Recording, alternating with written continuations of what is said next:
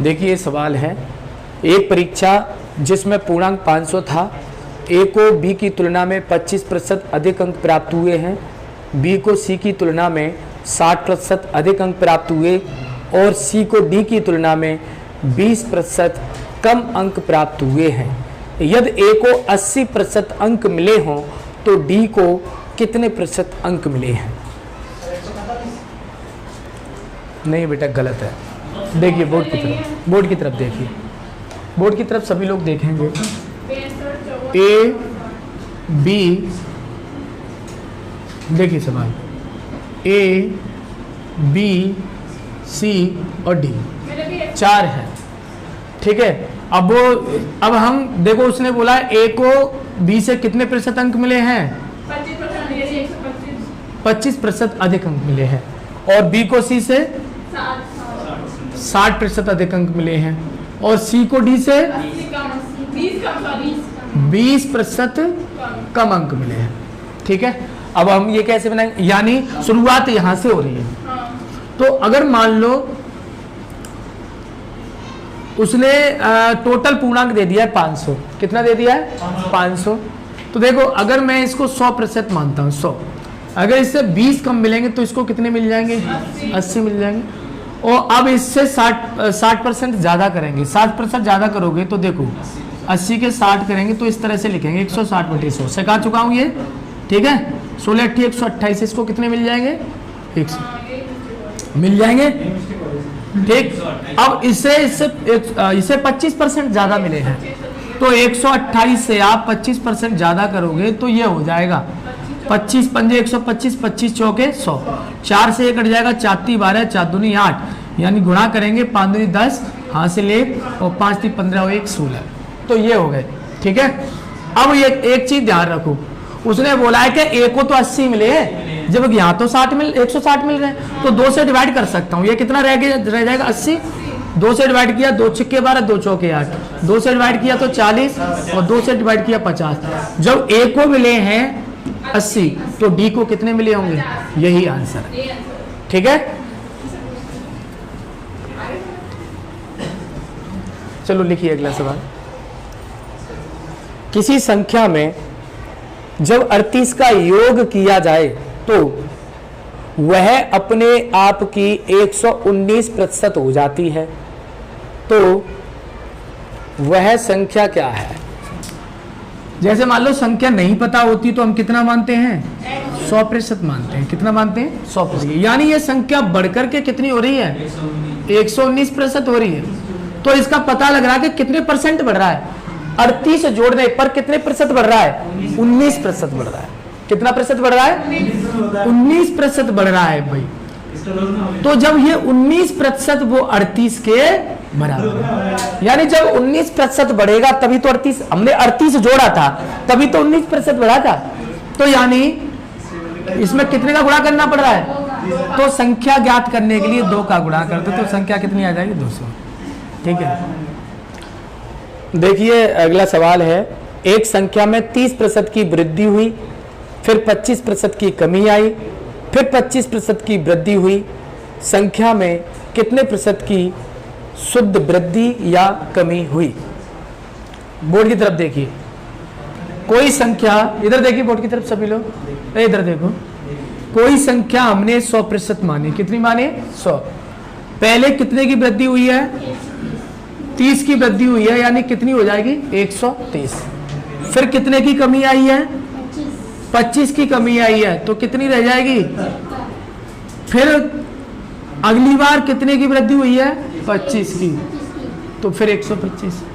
अब मैंने आपको बताया था कि देखिए 25 × 30 = 75, 25 चौके 100, 25 पंजे 125, 25 चौके 100, ठीक है। 2 से ये कट जाएगा, 2 से 2 बार और 2 से ये कट जाएगा, 2 × 12, 2 पंजे 10। जब इसमें गुणा करेंगे तो ये तो हो जाएगा 800। कितना हो जाएगा? 800। इसमें गुणा करेंगे तो 15 हो जाएगा, 3 पंजे 15, 15 5 75, हासिल 7 और 15 × 90, 7 97, 975 हो गया। अब आप ये देखो कितने की वृद्धि हुई, तो 175 की वृद्धि हुई। वृद्धि कितने की हुई है? 175 की वृद्धि हुई, मुझे क्या निकालना है, वृद्धि प्रतिशत। ठीक है, तो वृद्धि प्रतिशत यानी 175 हुई किससे वृद्धि, 800 से। ठीक है, और प्रतिशत में बना सकते हो तो 2 जीरो से 2 जीरो खत्म, डिवाइड कर दोगे भाई, 8 दूनी 16, 8 एकन 8 को कितना बचेगा 7, 8 8 64। ठीक है, ये इतना जा रहा है लगभग, तो इतना लिखने की जरूरत नहीं है, केवल ये लिख लो। देखिए कभी कभी सवालों में क्या होता है कि 50 से ऊपर अगर ये होता है तो इसको हम 22 मान लेते हैं, तो टोटल 21 जगह पे कितना हो जाएगा, 22% की क्या हो जाएगी, ये लगभग में है ना। हाँ लगभग। चलिए अगला सवाल देखें। दो संख्याएं किसी तीसरी संख्या से क्रमशः 80% और 35% बड़ी हैं, दो संख्याओं का अनुपात कितना है। देखिए सभी लोग, जैसे एक संख्या, दो संख्या और तीसरी संख्या, हमने 1 2 3 संख्या मान ली, यानी ये दो संख्याएं, ये वाली दोनों संख्याएं तीसरी संख्या से, ये संख्या तो 80% बड़ी है और ये संख्या 35% बड़ी है ना। अगर मैं इसको 100 मानता हूं तो ये तो हो जाएगी 180 और ये हो जाएगी 100, लेकिन मुझे तीनों का अनुपात नहीं पूछा, मुझे केवल इन दोनों का अनुपात पूछा है। तो मैं क्या करूंगा, अब जरूरी नहीं कि इसको काटें, ऐसा कुछ नहीं है, आपको इसे 5 से काटो, 5 3 15, 5 6 30, ठीक है, 5 2 10, 5 7 35, कट गया, 9 चौक 36 और 9 3 कितना आ जाएगा आंसर, 4:3।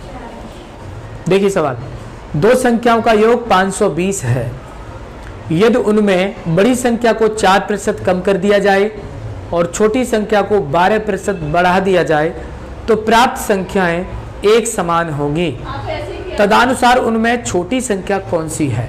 तो देखिए, मान लो हमने यहाँ पर एक संख्या और दो संख्या मान ली, दो तरीके से देखना, एक संख्या दो संख्या मान लिया। अब उसने बोला है कि एक संख्या को हमने 4% कम किया गया है, तो 4% कम करें तो कितनी हो जाएगी, 96 हो जाएगी, और दूसरी को कितना कम किया गया है, 12%। तो हाँ, इसको 4% क्या किया गया है, कम किया गया है, और इसको 12% क्या किया गया है, बढ़ाया गया, तो ये हो जाएगा 112। ठीक है, अब इसको काट पीट करो। ठीक है, जब हम काट पीट करेंगे तो 16 6 96, 16 7 112 हो गया, यानी काट। अब ये दोनों संख्या इनको जोड़े हम तो हो जाएगा 13, और 13 पे हमें दिया है 520, तो 13 चौके 52, यानी 40 बार जा रहा है डिवाइड। तो छोटी संख्या तुम्हें दिख रही है ना, छोटी संख्या, तो यही छोटी संख्या है।